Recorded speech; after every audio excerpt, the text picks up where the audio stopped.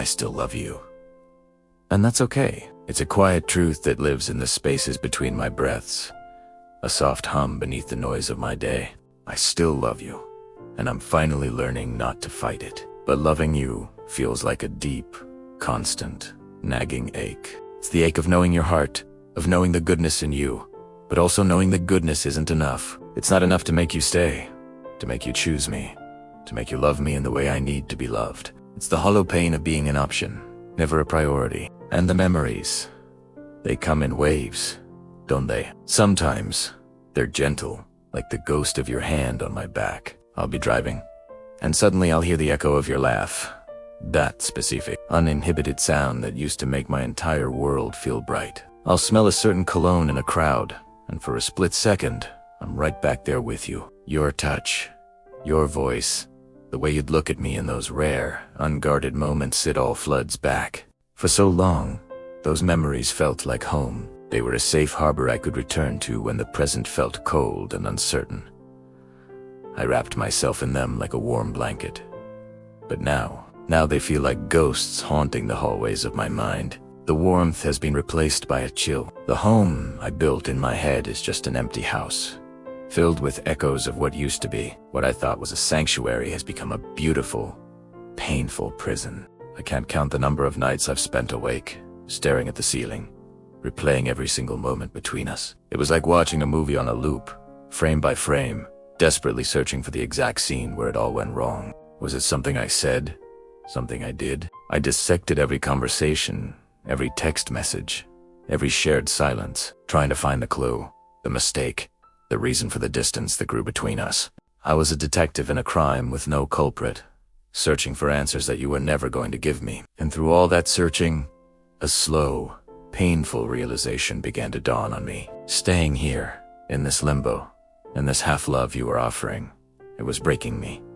Slowly, piece by piece. It wasn't a sudden shatter, but a gradual erosion of my spirit, my confidence, my very sense of self. I was withering, waiting for you to water a garden you had no intention of tending to. I was shrinking myself to fit into the tiny space you had allotted for me in your life. It's so easy to confuse chaos with passion, isn't it? I mistook your inconsistency for depth. I saw your silence not as a withdrawal of affection, but as a mysterious complexity I needed to solve. The crumbs of attention you throw my way felt like a feast because I was starving for your love. I convinced myself that the highs were worth the crushing lows, that the emotional roller coaster was just the price of admission for a love this intense. But you know what? It wasn't just passion. It was real, deep pain. While I was busy creating this narrative, I was also making endless excuses for you. When you disappeared, I told myself you were just busy. When your words were cold, I told myself you were just stressed. When you failed to show up, I told myself you had your reasons. For every time you let me down, I built a bridge of justification. And with every excuse I made for you, I abandoned a piece of myself. I silenced my own needs, dismissed my own hurt, and betrayed my own intuition, all in the name of loving you. The thought of letting go was terrifying. It's honestly just absolutely paralyzing. Like you can't even move, right? Because if I let you go, what would be left? You occupied so much space in my heart, my mind, my future. The thought of that space becoming an empty void was more than I could bear. Who would I be without this ache? Without this hope? Without you? The emptiness you'd leave behind felt like a chasm I was sure I would fall into and never climb out of. So I held on, tighter and tighter, even as my knuckles turned white and my own hands started to ache. But then, I started to understand something fundamental. Something I should have known all along. Real love doesn't make you beg. It doesn't ask you to shrink. It doesn't require you to constantly chase after it, desperate for a sign that you are seen, that you are valued. Real love is a safe harbor, not a storm. It's consistent. It's kind. It's a quiet certainty, not a constant question mark. It builds you up. It doesn't break you down. And that understanding was the quiet turning point. It wasn't a loud, dramatic explosion. It was a soft whisper in the stillness of the night, a gentle, internal shift. The moment I finally chose my own peace over the beautiful chaos of hoping for you. I was tired of the fight, tired of the waiting, tired of the pain. I chose me. I chose stillness. I chose the possibility of healing over the certainty of being hurt again. So, I began the slow, tender process of gathering back the pieces of myself. I started to reclaim the energy I'd poured into analyzing your every move. I started to take back the hours I spent waiting for your call. I started to gently cup my hands around my own heart, the one I had so freely given to you, and bring it back home to my own chest. It wasn't about ripping you out. It was about pouring back into myself. And in that process, I forgave you. Not because you asked for it, not because you deserved it, but because I deserved it. I forgave you for not being the person I needed you to be. I forgave you for the silence, for the inconsistency, for the hurt. I released you from the prison of my expectations, not for your sake, but to unlock the cage I had built around my own soul. Holding on to that anger was like drinking poison and expecting you to feel the effects. Forgiveness was my antidote. And then came the hardest part.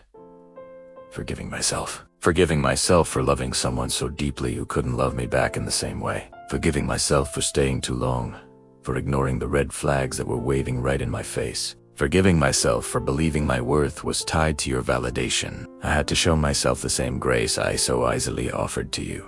I had to look at the woman who loved you and say, you did the best you could with the heart you had. It's okay. I forgive you. Now, I'm learning to carry the love I have for you as a soft memory, not an open wound. It's not something I need to erase or deny. It's part of my story. It's a chapter that taught me about my own capacity to love, about my own resilience. It's a bittersweet melody in the soundtrack of my life, one that I can listen to now without it breaking my heart all over again. The scar is there, but it no longer bleeds. I am releasing the need for you to come back. I am releasing the need for an explanation, for closure from your lips.